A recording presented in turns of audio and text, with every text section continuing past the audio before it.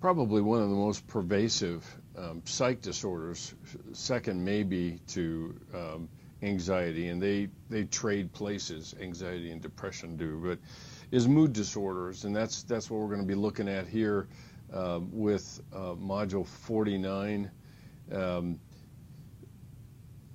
And when you look through not important, but certainly famous people, J.K. Rowling, who's pictured over here on the right-hand side, is one lady who I remember hearing stories about her having her baby in a baby carriage and being at a local coffee shop writing excerpts and parts of the Harry Potter series.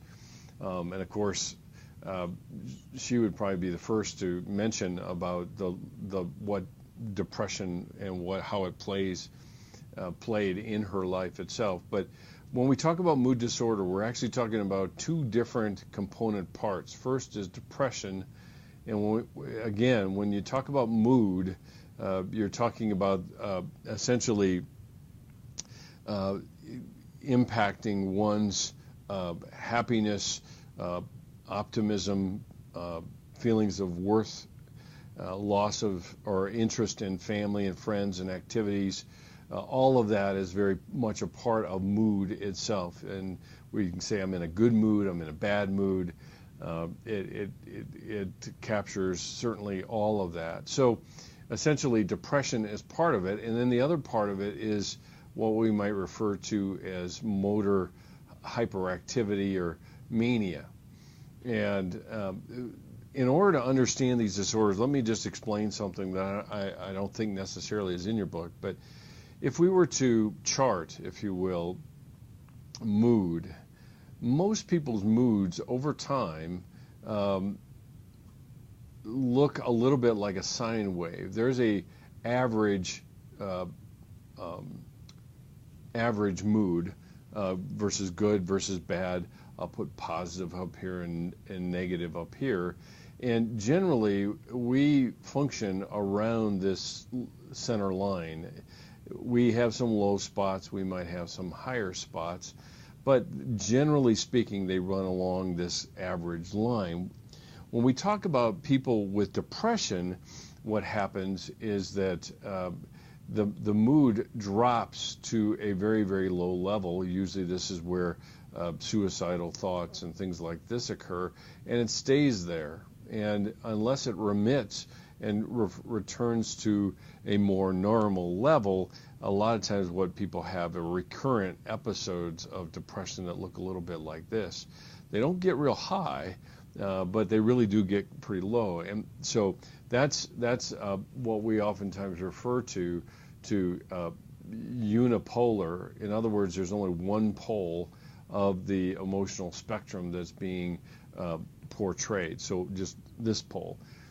You also have folks who not only come down here, and I'm going to do this at a different place, come down here, but when they cycle, they come way up here, and then they cycle back down, and they will come back up, and so forth. That's what we refer to as bipolar. In other words, with somebody who experiences both ends of the mood continuum. And bipolar up here is mania. The person feels manic. They can't sit still. They feel restless. Usually they engage in very impulsive behavior, and that's the upper end. Down here is classically depression. So for the longest time, we referred to this as manic depressive illness. Now we've gone to bipolar. You also have people who will fast cycle. A lot of times this period of time from low to high can be 6 to 8 months maybe. You can have people that will cycle in a 2 to 3 week period of time. We refer to those as rapid cyclers. You also have lesser forms of these, which would include what we call cyclothymia, where the person has the ups and downs, but it is chronic. It's greater than 2 years that it's been around, and it's not nearly as debilitating. On the depressive end, we have a disorder called dysthymia. Dysthymia, that is the lesser of depression, and it too is around and present for over 2 years. Okay.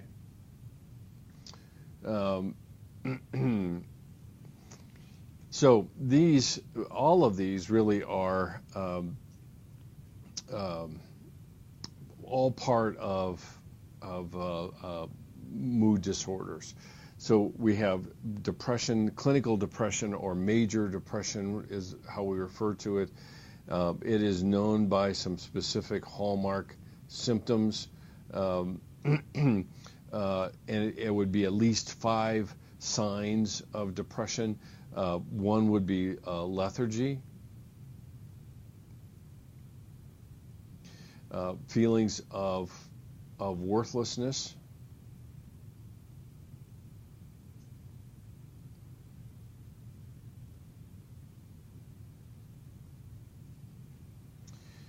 there is what we call it anhedonia. If you're familiar with hedonism, anhedonia is the loss of pleasure in activities like family and other pleasurable activities. So loss of pleasure.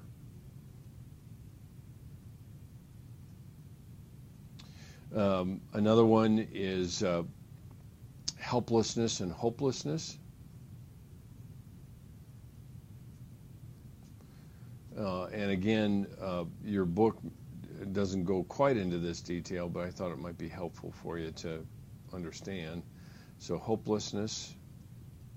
And then finally, you have what we refer to as neurovegetative symptoms.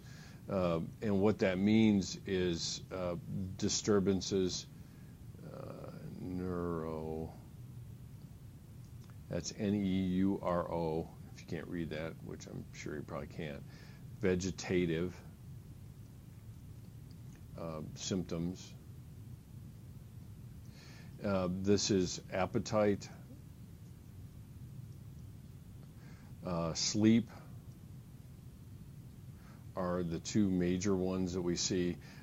Weight gain, weight loss, lots and lots of sleep. This can be hypersomnia. You can have broken sleep where they fall asleep and then they wake up and can't get back to sleep. All of those are neurovegetative symptoms. Another one is fatigue, or kind of a generalized fatigue. We call it malaise. That's major depression. I've already mentioned a little bit about bipolar. I mentioned right up here, where there's a cycle between the hopelessness and lethargy of depression, and then the overexcited state of mania.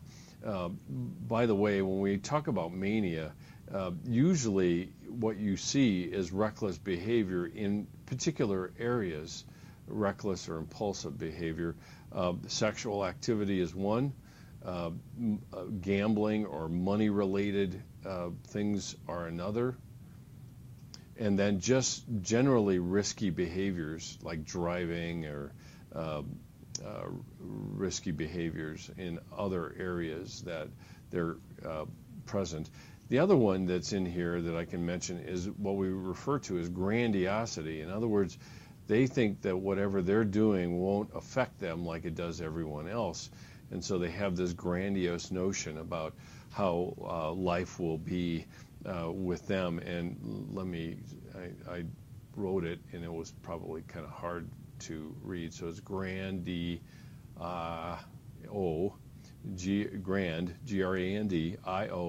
That's the phrase, and I'll just connect it over here. That's what this is here. Okay, so mood disorders, defining what they actually are. Cyclothymia is a lesser version of it. Dysthymia of bipolar. Okay, the dysthymia is a lesser version of major depression, and then we have the different cycles: longer cycle, short cycle, major depression versus bipolar. And bipolar can actually be divided up into 1 and 2 categories. What that means is 1 is the more classic, what I just described for you. 2 is actually, they don't have the full-blown mania that is described for bipolar disorder. They have something that we refer to as hypomania. All right, let's talk a little bit about understanding mood disorders from a variety of perspectives.